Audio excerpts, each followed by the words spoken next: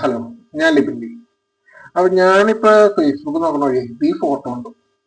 അതായത് ഫേസ്ബുക്ക് കണ്ട വഴി നമ്മൾ ഈ ഫോട്ടോ നോക്കിയതാ. അതായത് ഫാൻ ഫൈറ്റ് ആണ് കാര്യം. കാര്യം പറഞ്ഞ ഏതോ ഒരുത്തൻ ഇട്ടക്ക, അതായത് കളങ്കാവില് ഇപ്പൊ 83-85 കോടിയൊക്കെ ആയല്ലോ. അപ്പൊ ഒരുത്തൻ അതില് ഇട്ടക്കണ്ട ഫാൻ ഫൈറ്റ് നടത്താൻ വേണ്ടി അവൻ പറയാ മലയാള സിനിമ 300 കോടിയൊക്കെ എത്തി നിൽക്കുന്ന ഈ സമയത്ത്, അതായത് ലോക കളക്ഷൻ 300 കോടിക്ക് മീതെ പോയിട്ടില്ല. അപ്പൊ ആ സമയത്ത് 85 കോടിയൊക്കെ അടിക്കുന്നത് വലിയ കാര്യമാണ്. എന്താ പറയാ. അപ്പൊ ഇതിന്റെ താഴെ തന്നെ മറ്റേ അതിനുള്ള മറുപടി ഉണ്ട്. അങ്ങേര് 85 കോടി അടിച്ചു വെച്ചിരുന്നത് കമേഴ്ഷ്യൽ എന്റർടൈനർ വെച്ചല്ല, ഒരു സ്ലോ പേസ്ഡ് ഡ്രാമ വെച്ചിട്ടാണ്. ശരിയാണ്. കാരണം ഈ പടം അത് മമ്മൂക്കയുടെ പെർഫോമൻസ് കൊണ്ട് മാത്രമാണ് ആ പടം ഇത്ര ഹൈപ്പിലേക്ക് കയറിയത്. അതായത് 85 കോടി അടിച്ചിട്ടുണ്ടെങ്കിൽ അതിലും മെയിൻ കാര്യം തന്നെ മമ്മൂട്ടി തന്നെയാണ്. കാരണം മമ്മൂക്കനെ കാണാൻ വേണ്ടി ആ പടത്തിലെ ആൾക്കാർ കയറിക്കുള്ളൂ. അല്ലാണ്ട് എവിടെ ഇറങ്ങണം. കാര്യം നായകൻ വിനായകനാണ്. പക്ഷെ വിനായകനെ കാണാൻ ഇതിൽ ആര് കയറി? ഇതിൽ മമ്മൂക്കനെ കാണാൻ വേണ്ടി ആണ് ആൾക്കാർ കയറിക്കുന്നത്. എന്തായാലും അതിനുള്ള പടമുണ്ട്.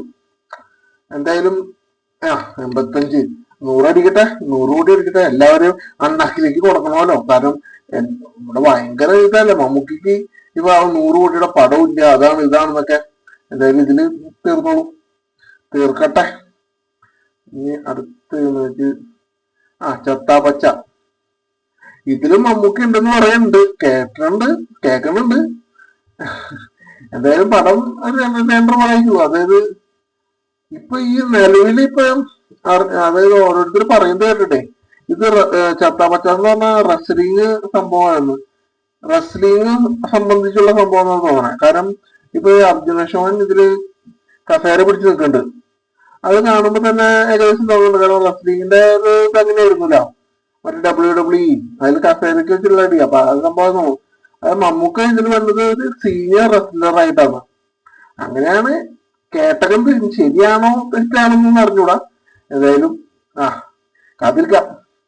ചത്താപ്പച്ച ഈ ഏപ്രിലും കണ്ടല്ലേ, ഏപ്രിലോ മെയിലോ എപ്പോഴാണോ എന്തായാലും ഇറങ്ങട്ടെ. എന്തായാലും ഫസ്റ്റ് ഡേ ഫസ്റ്റ് ഷോ അത് ഫിക്സാണ്. ഇതാണ് ഇത്. ഞാൻ ഫേസ്ബുക്കിൽ നിന്ന് നോക്കിയപ്പോ വേറെ പേജിൽ കണ്ടത് തടവുകാരുടെ കൂലി കുത്തനെ കൂട്ടിയത്. അതായത് ജയിൽ പുള്ളികളുടെ ഒക്കെ കൂലി കുത്തനെ കൂട്ടിയത്. അത് വേറൊരു ഇതേപോലെ റിപ്പോർട്ടർ ചാനലിന്റെ അങ്ങനെ ഒരു ഇതില്ലാത്ത ഇതായിരുന്നു. അപ്പൊ ഞാൻ വിചാരിച്ചത് എന്തെങ്കിലും ഈ ഡോളർ വാങ്ങാൻ വേണ്ടി കുറെ പേര് ഇപ്പൊ ഉണ്ടാക്കില്ലേ, അതാണ് ഞാൻ വിചാരിച്ചത്. അതില് എഴുതിക്കുന്ന പറഞ്ഞാൽ 520 പിന്നെ സീനിയർ, അതായത് സീനിയർ ആൾക്കാർക്കൊക്കെ 620. അതൊന്നും ആലോചിക്കുക, ഗവൺമെന്റ് ജോലിക്കാരുടെ ശമ്പളമായി. ഇനിയിപ്പൊ എന്തായിരിക്കും അപ്പൊ ജയിലൊക്കെ ഇനി നിറയ്ക്കും. ഇപ്പൊ ഏതൊരു സിനിമയിൽ പറയണ്ടല്ലത്, ജയിലുകൾ നിങ്ങൾ 1-2 ജയിലുകൾ പണിയണം. അത് ഏത് പടത്തിലാണ്? അത് എനിക്ക് തോന്നുന്നു ഇതിലാന്ന് തോന്നുന്നു. അയ്യോ, ആ ടൊവിനോന്റെ പടം ഞാൻ ഇന്നലെ കണ്ട പേര് ഞാൻ പറഞ്ഞു. മെക്സിക്കൻ അപാരതയില് പറയണ്ടില്ല, ജയിൽ പുള്ളികളെ കൊണ്ട് ജയിലിൽ നിറയും. അപ്പൊ നിങ്ങള് പുതിയ ജയില് പണിതോളെ മിക്കവാറും ഇതായിരിക്കും വേണ്ടി വരണേ. കാരണം ഇവിടെ നാട്ടില് ജോലി ഇല്ലാത്ത എത്ര പേർക്ക് ജയിലിൽ പോയപ്പോ ജോലി കിട്ടും, കൂലി കിട്ടും. നിങ്ങളതൊന്നും ആലോചിക്ക്. ഇതൊക്കെ ശരിക്കും ഒരു എന്തിനാ ഒരു കുറ്റകൃത്യത്തിന് പ്രേരണ നൽകുന്നത് പോലെ ആയിപ്പോയില്ലിപ്പ. തടവുകാരനെ കൂലി കുത്തനെ കൂട്ടി. അത് 520 620 എന്നൊക്കെ ഞാൻ കണ്ടത്. ശരിയാണെന്ന് അറിയില്ല. റിപ്പോർട്ടർ ചാനലിന്റെ ഇതിൽ പറഞ്ഞത് അങ്ങനെ ഒരു സംഖ്യയൊന്നും ഇല്ല. തടവുകാരന്റെ കൂലി കുത്തനെ കൂട്ടി, അത്രേ ഉള്ളൂ. എന്തായാലും നടക്കട്ടെ, നല്ല കാര്യം. എന്താ അല്ലേ. അടുത്തത് ഇത് ഞാൻ കണ്ടത് 2026 ദൃശ്യവും പാട്രിയറ്റും. ഇതിപ്പോ പാട്രിയറ്റ് എന്ന് പറഞ്ഞ മോഹൻലാലിന്റെ ഫോട്ടോയാണ് വെച്ചേക്കണേ. കാരണം അതിൽ മമ്മൂക്കി ഉണ്ട്.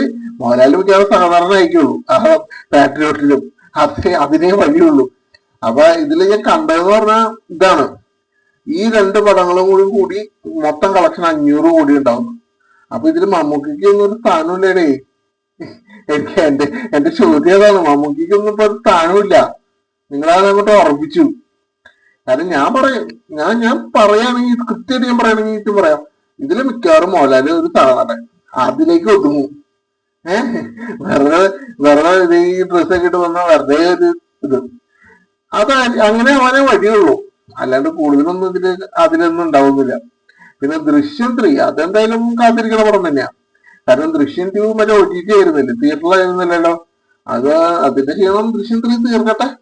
ഇനി പറയാനും പറ്റില്ല, ചിലപ്പോ എല്ലാവരും തവിട് കൂടി ആവാൻ ഉള്ള കാര്യം ഉണ്ടല്ലോ. കാരണം ഇവിടെ ഇപ്പൊ സെക്കൻഡ് പാർട്ട് ഇറങ്ങുന്ന പടങ്ങളിലൊക്കെ മൂഞ്ചിക്കലാണ്. ഇപ്പൊ തേർഡ് പാർട്ട് നോക്കാം, കാത്തിരിക്കാതെ എന്തായാലും നോക്കട്ടെ. എന്തായാലും ഇവര് പറയാ, ഫാൻസുകാർ അതിൽ കമന്റ് ചെയ്തിട്ട് പറയാം, ഈ കൊല്ലം മോഹൻലാല് ആയിരിക്കും 500 കോടി കളക്ഷൻ നേടാൻ പോണത് ഈ രണ്ട് പടങ്ങളും കൂടി.